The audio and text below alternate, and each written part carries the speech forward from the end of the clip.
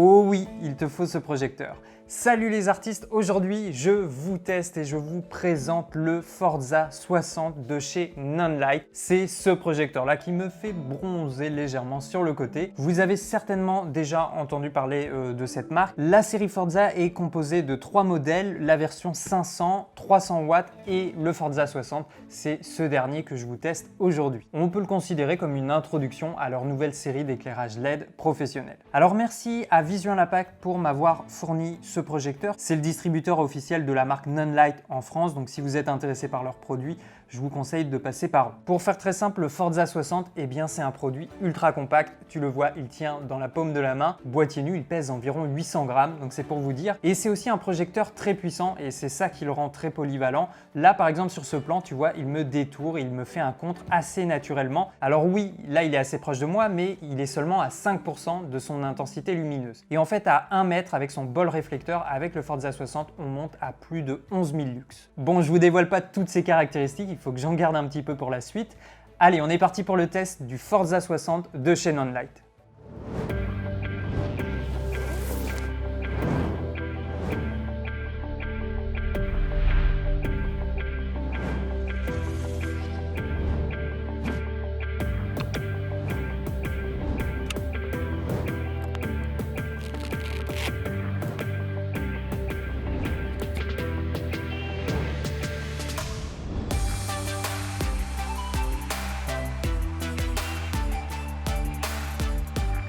Le Forza 60, il arrive dans son sac de transport. Déjà, ce n'est pas tous les projecteurs entrée de gamme qui sont fournis avec un sac de transport. Il est très compact, il ne prend presque pas de place, l'ensemble n'est pas très lourd non plus. L'armature du sac est très rigide, on a des compartiments à scratch assez épais, et puis on a une petite poche à grillage pour ranger quelques accessoires. Franchement, ça fait plaisir, ils ont bien travaillé leur sac de transport. Alors dans ce sac, qu'est-ce qu'on y trouve? Eh bien, on a le projecteur, une alim secteur de 3 mètres avec son adaptateur, le câble mesure 1,50 m. On a un petit bol réflecteur, un manuel en anglais et une sangle bandoulière pour le sac. Alors le projecteur en lui-même, voilà à quoi il ressemble. Je vous affiche ses dimensions. C'est tout petit, regarde, ça fait la taille de mon smartphone ou encore d'un appareil photo. Il tient vraiment dans la paume de notre main. À nu, le boîtier pèse environ 812 grammes avec le bras de support et on arrive à 1,3 kg avec l'adaptateur et le boîtier d'alimentation. Côté conception, le Forza 60 est fabriqué dans un mélange de métal, fibre de carbone et plastique. Le look est plutôt sympathique avec cette impression de motif en relief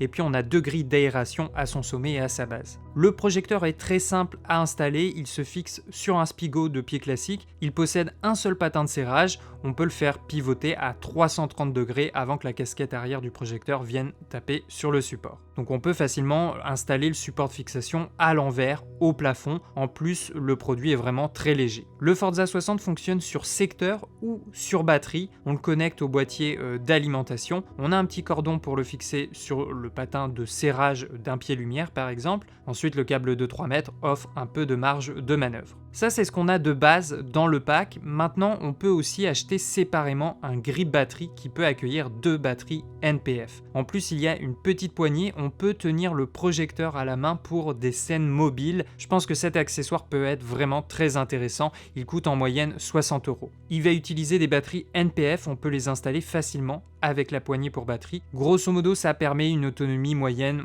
d'environ 1 heure. Pour l'allumer, on a un petit switch on-off, la diode à côté s'allume, elle devient bleue. On peut d'ailleurs retirer le cache de protection. Ensuite, tous les contrôles du projecteur se trouvent à l'arrière du boîtier. On a un petit écran LCD qui va afficher les displays. Le potard de gauche, c'est le dimmer. On va ajuster la luminosité de 0 à 100%. La valeur évolue à chaque fois de 1%, mais on a quand même vite fait d'arriver à 100%. Le potard de droite, quant à lui, permet de naviguer dans le menu. Quand tu rajoutes la roue, ça modifie le réglage sélectionné et quand on appuie dessus, on passe au paramètre suivant. Tu vois que l'astérisque a changé de position. Il y a 3 paramètres qu'on peut modifier. FX, ça concerne les effets d'éclairage, on va les voir tout à l'heure. CH, c'est le canal utilisé et Fan, c'est le ventilo. Par défaut, il est activé. La marque nous laisse la possibilité de le désactiver. Là aussi, on va en parler tout à l'heure. Alors au niveau de sa puissance, le Forza 60, comme son nom l'indique, c'est du 60 watts avec une température de couleur Daylight, c'est du 5600 Kelvin.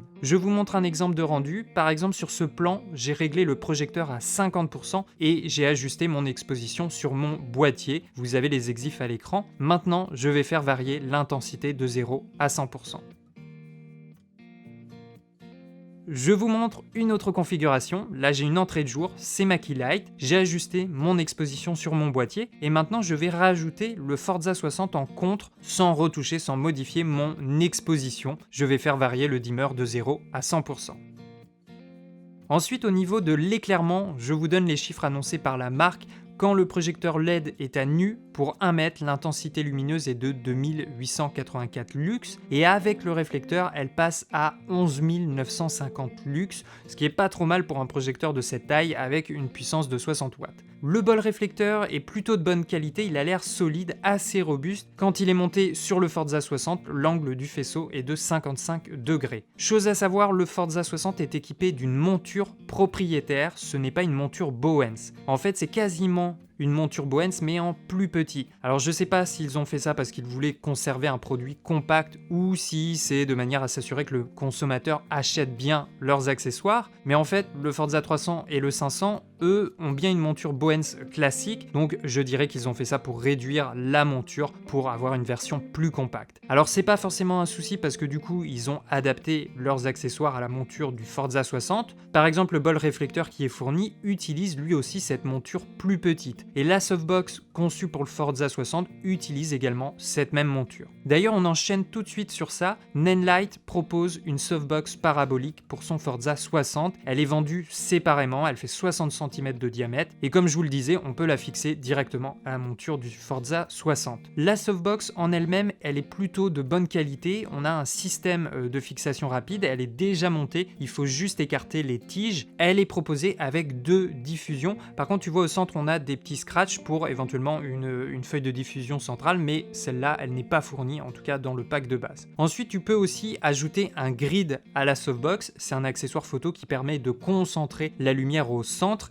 Elle va moins s'étaler, mais on conserve quand même la diffusion de la softbox. Alors cet accessoire, il coûte quand même un peu cher. Comptez environ 150 €, c'est quasiment la moitié du prix du projecteur, et il faut encore rajouter environ 34 € pour le grid. Donc c'est vrai que le prix est peut-être un petit peu étonnant. Après, elle a l'air plutôt de bonne qualité, elle fait même son petit poids et elle utilise un système d'installation rapide. Donc voilà, c'est pas une diffusion en carton, je pense que c'est un bon duo avec le Forza 60. Maintenant, elle est un petit peu chère. Après, lors de la sortie du Forza 60, il y a eu pas mal de commentaires et de critiques sur cette nouvelle monture. Du coup, Nanlite a sorti un petit peu après un adaptateur vers monture Bowens. Je l'ai aussi pour ce test, il coûte environ 26 €. C'est très simple à installer. On le positionne sur la monture d'origine du Forza 60. Il y a également un système de fixation classique pour pied-lumière. Et puis le petit plus par rapport au support d'origine, c'est que là on a un emplacement pour parapluie. Cet adaptateur va vous permettre d'utiliser tous les accessoires de photographie classique en monture Bowens. Peut-être que vous en possédez déjà. Par contre, il ne faudra pas l'équiper d'une softbox trop lourde, trop grande avec cet adaptateur parce que là, par exemple, je l'ai testé avec la 90 cm parabolique de chez Godox et si j'appuie un tout petit peu sur la softbox, elle penche vers le bas alors que le serrage est pourtant bien verrouillé.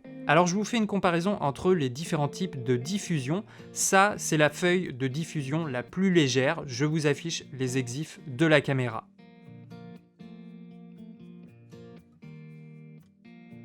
Ensuite, là, c'est la deuxième feuille de diffusion, en plus de la première. Elle est un petit peu plus épaisse. On va perdre environ un diaph.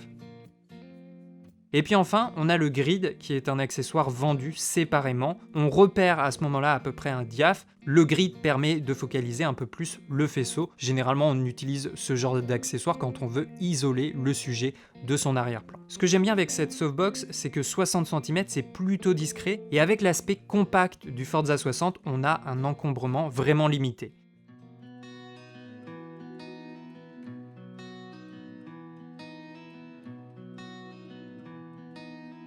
Et tu vois, pour filmer un facecam avec une petite keylight, ça se fait très bien avec le Forza 60. Également pour des interviews ou des vidéos YouTube, avec ce projecteur et la softbox, on peut faire des gros plans comme des plans un peu plus larges.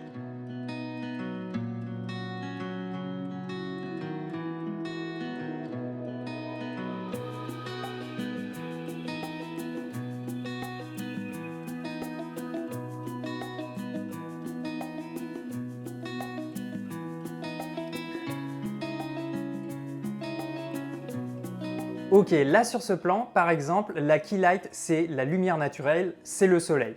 Maintenant, je vais t'allumer le Forza 60 qui est ici plutôt, et ça va être le contre.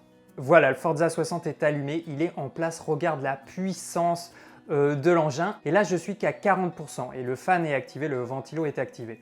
Donc c'est pour vous dire la puissance vraiment du Forza 60, surtout quand vous l'équipez du réflecteur. Pour de l'interview, on l'a dit, ça va être très intéressant, notamment pour détourer, parce que là, avec le réflecteur, on a un faisceau assez serré, et donc pour détourer un sujet de l'arrière-plan, ça va être parfait.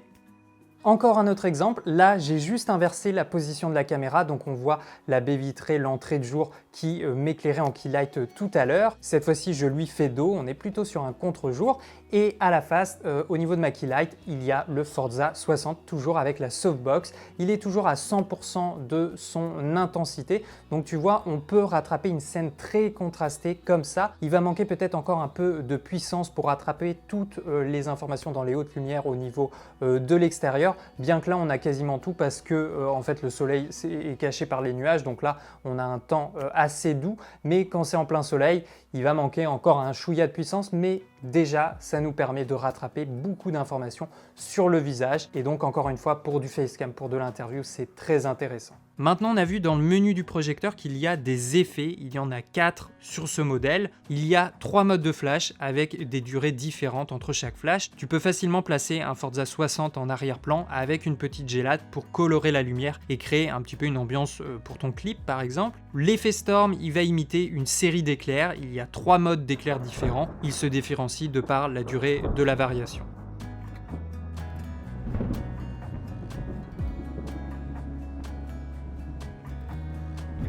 Il y a aussi un effet d'éclairage télé. Dans ce scénario, le projecteur fait varier l'intensité lumineuse de manière aléatoire.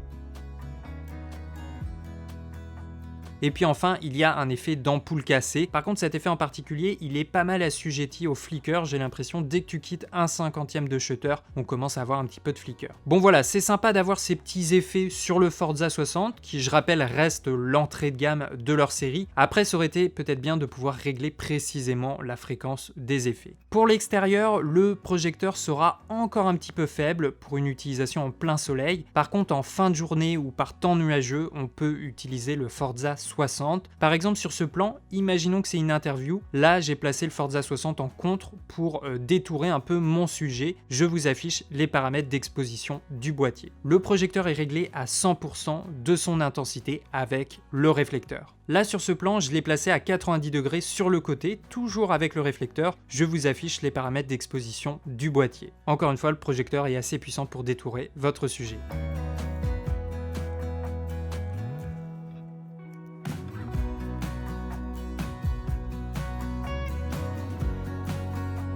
Avec la softbox, on peut s'en servir sur un sujet à l'ombre ou par temps nuageux pour assurer une interview en extérieur, c'est possible. Encore un autre exemple de plan, on est un peu sur le même type de configuration, on voit le Forza 60 qui est en contre là derrière avec le bol réflecteur. Dans ces conditions-là, on pourrait l'utiliser mais il ne faut pas qu'il soit trop loin. Pour des plans larges, ça va être un petit peu juste un 60 watts. Et là aussi ça se remarque parce qu'on est par temps nuageux, il n'y a pas beaucoup de soleil, donc le projecteur ressort.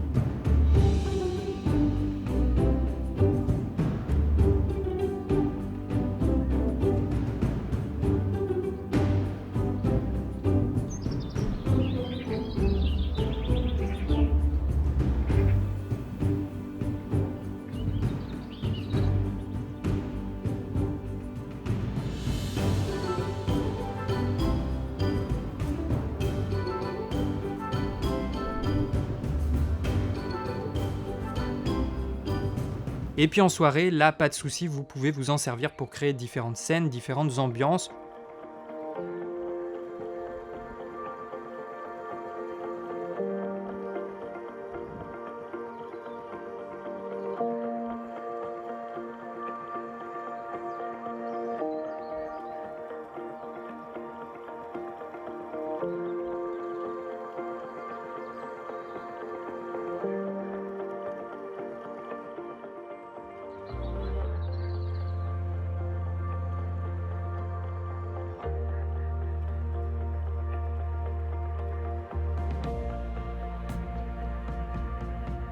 Le Forza 60 a un CRI moyen de 98, ce qui révèle quand même une reproduction fidèle des couleurs. On a vu tout à l'heure qu'il y a une commande pour désactiver le fan, la soufflerie. Par défaut, elle est activée et tourne vraiment en permanence, peu importe l'intensité lumineuse. Alors c'est vrai qu'on l'entend quand même un peu. Ce qui est plutôt positif, c'est que ça fait vraiment un bruit de ventilo, en fait un bruit de fond. C'est une fréquence qu'on peut facilement diminuer, atténuer au mixage sans trop toucher au timbre de la voix. Donc ça c'est le bruit que fait le projecteur quand le fan est activé.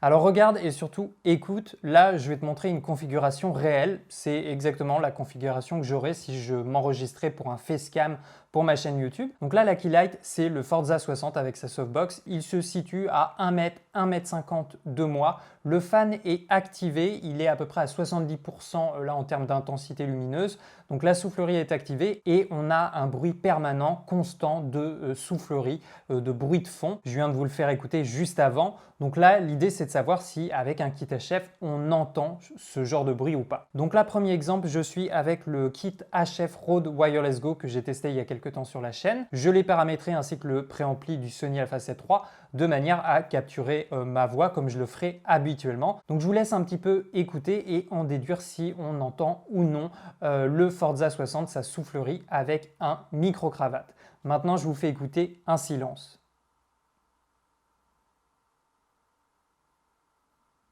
Deuxième test, je n'enregistre plus ma voix avec le micro-cravate, mais cette fois-ci avec un micro-caméra. C'est le VMic D3 Pro de la marque Deity qui est fixé sur la griffe du Sony Alpha 7 III. J'ai testé ce micro il y a déjà quelques temps sur la chaîne. Sinon, c'est la même configuration, la lumière n'a pas bougé, elle est toujours située à peu près à 1 m 50 de moi. Par contre, elle est un petit peu plus proche du micro-caméra, je dirais qu'elle est à 70, allez, 80 cm du VMic D3 Pro. Donc là, en principe, il y a des chances qu'on entende un peu plus la soufflerie qu'avec le micro-cravate. Je vous laisse vous faire votre propre avis. Je vous fais écouter un silence.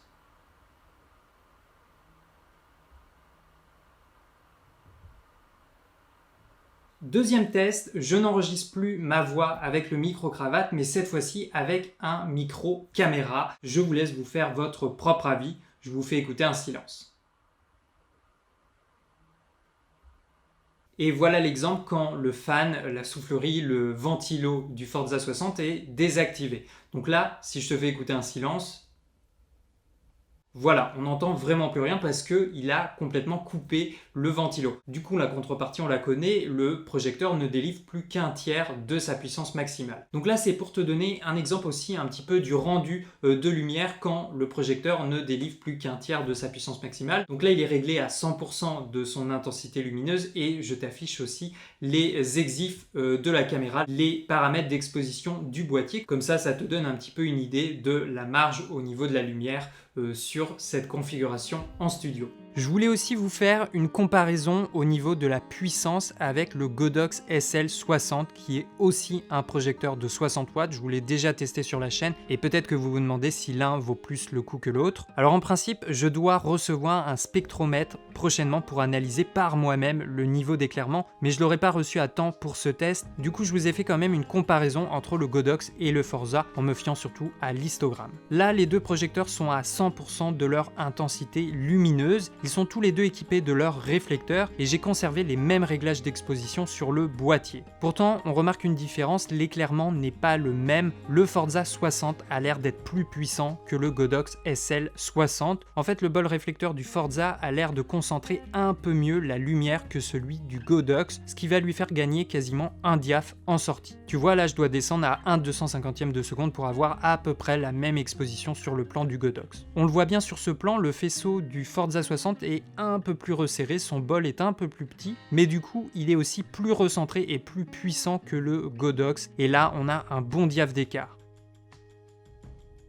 Alors est-ce que le projecteur est sensible au flicker? Je voulais tester avec différents shutters et différentes intensités. D'après les tests, tout va bien, il n'y a pas l'air d'en avoir, hormis quelques modes d'effet comme par exemple le Bear Bulb ou le Storm qui ont l'air sensibles un peu au flicker avec des shutters élevés. Également, le Forza 60 peut être contrôlé à distance, soit avec la télécommande de contrôle à distance, mais il faut l'acheter séparément, soit avec l'application Non-Light Remote Control. Elle est disponible sur iOS et Android. Par contre, pour Android, l'application n'a pas l'air d'être disponible directement. Il faut d'abord installer un fichier APK. Du coup, je n'ai pas testé l'application, ça serait bien qu'elle soit disponible sur le Play Store. Bon, on arrive à la conclusion, je vous donne mon avis sur le Forza 60 de chez Nonlight. Je pense qu'on a là un produit très intéressant. Pour moi, son atout majeur, c'est vraiment sa petite taille, voilà, son aspect très compact. Alors on a vu que le boîtier d'alimentation était séparé du corps du projecteur, mais du coup l'intérêt c'est que ça permet d'avoir un projecteur beaucoup plus léger, beaucoup plus réduit en termes de volume. Donc tu peux facilement avoir 2-3 projecteurs comme ça dans ton studio, ça prend vraiment pas de place, c'est rapide à installer et puis à transporter, c'est vraiment pas un problème. Tu peux facilement mettre 2 Forza 60 dans ce sac, donc voilà, c'est assez pratique. Et puis en plus de ça, on l'a vu dans la vidéo, ce qui le rend polyvalent, c'est que c'est un projecteur plutôt puissant pour du 60 watts. C'est surtout quand il est équipé de son bol réflecteur, il passe à plus de 11 000 lux pour 1 mètre. En plus de ça, on a vu qu'on avait quelques effets d'éclairage. Alors c'est un petit peu gadget, mais voilà, par exemple le flash, le storm, on doit pouvoir l'utiliser pour du clip par exemple. Ensuite, on en a parlé, le Forza 60 a une monture propriétaire. Ce n'est pas la monture Bowens classique, donc il est quasiment nécessaire d'acheter les accessoires qui vont avec le Forza 60. Après, tu peux aussi prendre l'adaptateur pour monture Bowens classique, ça te permettra d'utiliser les accessoires que tu possèdes déjà. Par contre, avec cet adaptateur, il ne faut pas l'équiper d'une softbox trop large, trop lourde, sinon il a tendance à descendre un peu vers le bas. Moi, pour en avoir essayé quelques-uns, je conseille plutôt les accessoires qui sont conçus pour le Forza 60. Par exemple, la softbox, très pratique, elle s'installe assez rapidement, elle est plutôt de bonne qualité et surtout, elle fait plutôt un bon duo avec le Forza 60. Elle n'est pas trop grande, pas trop volumineuse, mais en même temps, on a une lumière assez douce avec la softbox. Je te conseillerais aussi le grip batterie si tu es en extérieur ou en déplacement et que tu n'as pas possibilité de te brancher sur le secteur. D'autant plus que sur ce grip, on a une poignée. C'est vraiment fait pour être pris à la main et ça permet d'avoir une lumière mobile. Tu peux suivre un sujet. Ça pèse 3 fois rien, tu peux te déplacer facilement comme ça. Et pour ceux que ça intéresse, il y a aussi un adaptateur V-mount, mais tout ça, il faut l'acheter séparément. Bon, par contre, le point un petit peu négatif, c'est que le prix monte très rapidement. Surtout la softbox, je la trouve un peu chère. Elle fait quasiment la moitié du prix du Forza 60. Pour une softbox de 60 cm, ça fait un peu beaucoup. Si tu prends le Forza 60, le grip batterie et la softbox, on arrive aux alentours de 500 €. Donc ça commence quand même déjà à être une belle petite somme, surtout pour leur entrée de gamme. Après, par exemple, ça reste toujours moins cher qu'un 120D de chez Aputure. Sinon, c'est dommage qu'on n'ait pas la remote, la télécommande de contrôle à distance. Elle n'est pas fournie dans le pack de base, il faut l'acheter séparément. Ça aurait pu être sympa de la fournir peut-être avec le Forza. Également, information supplémentaire, ça peut vous intéresser. À l'heure où je tourne cette vidéo, la marque Nonlight vient de sortir une nouvelle version du Forza 60. C'est le Forza 60B, j'ai pas vu le prix encore, mais en fait, il est quasiment identique à ce projecteur. Sauf que là, la température de couleur est variable. On peut la régler entre 2700 et 6500 Kelvin. Et puis, il y a également 12 effets d'éclairage qui sont intégrés dans cette nouvelle version. Et c'est pas tout parce qu'en plus du 300 et du Forza 500, on a maintenant le Forza 200. Donc, il vient combler un petit peu le vide, le manque qu'on avait entre le Forza 60 et le Forza 300. Du coup, on a là un projecteur assez complet, plutôt polyvalent. Là, je l'ai mis dans le champ pour le facecam, mais dans la vidéo, vous avez vu, avec la softbox, ça fonctionne très bien au keylight. Donc, pour tout ce qui est blog, vidéo YouTube, ça va fonctionner très bien. On peut l'utiliser pour de l'interview. En intérieur, il n'y a pas de souci, il a suffisamment de puissance. Et en extérieur, plutôt par temps nuageux ou en soirée, là, ça va être possible. Après, on peut s'en servir pour du clip, soit dans le champ de la caméra ou hors champ. On peut mettre une gélette de couleur dessus et créer différentes ambiances pour du clip. Et puis, avec les quelques effets spéciaux d'éclairage qui sont intégrés au Forza 60, on peut étoffer un petit peu nos réalisations. Voilà, je pense que c'est un projecteur à avoir avec soi. Ça prend pas de place, ça peut dépanner sur un tournage. Si vous avez besoin de souligner une partie de l'arrière-plan, un objet, ou vous voulez faire une petite entrée de jour, on peut utiliser le réflecteur ou même l'accessoire, la fresnel, pour essayer de concentrer un petit peu le faisceau et créer différents accidents de lumière dans l'image. Donc là, moi, je vous ai parlé et je vous ai testé la version 60, mais voilà, on a vu qu'il y avait maintenant 3 autres versions, la 200 watts, la 300 watts et la 500 watts. Donc, il y en a pour tous les goûts et tous les porte-monnaies. D'ailleurs, comme je te l'ai dit dans l'intro, je te conseille de passer par Visual Impact si tu es intéressé par un projecteur de chez Nonlight. C'est le distributeur officiel de la marque en France, donc il n'y a pas de souci, tu peux les contacter. Et d'ailleurs, la marque vient de lancer une offre pour l'été jusqu'à fin août à peu près, je crois. Si tu prends un Forza 60, tu as l'adaptateur pour monture Bowens qui est offert, et si tu prends un Forza 300, tu as un Forza 60 qui est offert. Donc ça, c'est quand même pas mal. Je vous ai mis tous les liens dans la description de la vidéo. Voilà les artistes pour mon test du Forza 60, j'espère que ça vous a plu. Moi en attendant, je vais enchaîner sur le test du Pavotube version 2 6C, ça devrait être aussi assez sympa comme produit. Je vous invite à me dire dans les commentaires ce que vous pensez de ce petit projecteur, est-ce qu'il en vaut la peine, est-ce que vous le possédez déjà, de quelle manière vous l'utilisez. Ici derrière la caméra, ciao les artistes!